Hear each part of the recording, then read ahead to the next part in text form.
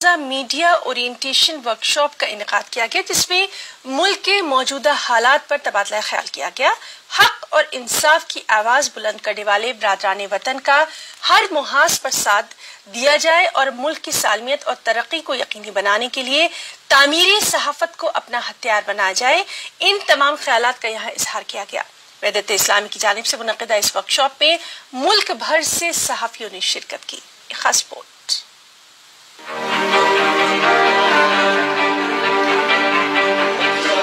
औरंगाबाद में 3 रोजा media orientation workshop हुआ। इस वर्कशॉप में print media, electronic media, social media और दीगर ज़राए अबलाग के ताल्लुक से अमली जानकारी पेश की गई। 3 दिनों तक चले इस वर्कशॉप में फील्ड से जुड़े सहाफियों ने अपने तजुर्बात की रोशनी में हालात हाज़िरा का नक्शा खींचा।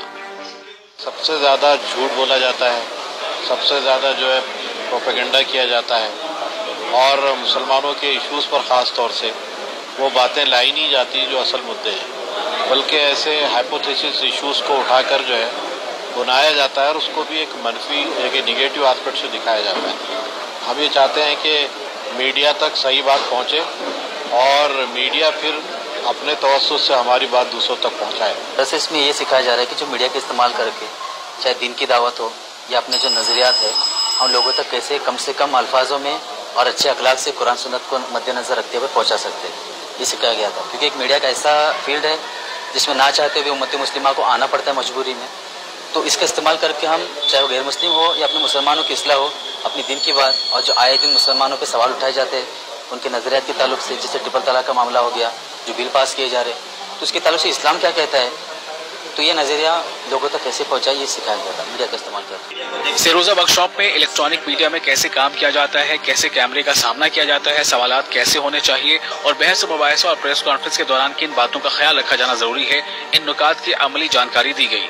साथ ही खबर और प्रोपेगेंडा में क्या फर्क होता है और कैसे हकायक तक रिसाई मुमकिन हो सकती है, इन बातों को बेहतरीन अंदाज में पेश किया गया। ये वर्कशॉप में हमने प्रिंट मीडिया का एक इंट्रोडक्शन करवाया और उसमें खबरें कैसे बनती है, उसमें मकाले जो कॉलम कैसे लिखे जाते हैं, एकेडमिक जो चीज़ें होती है उसको हमने लिया है और उस पर प्रैक्टिकल करवाया।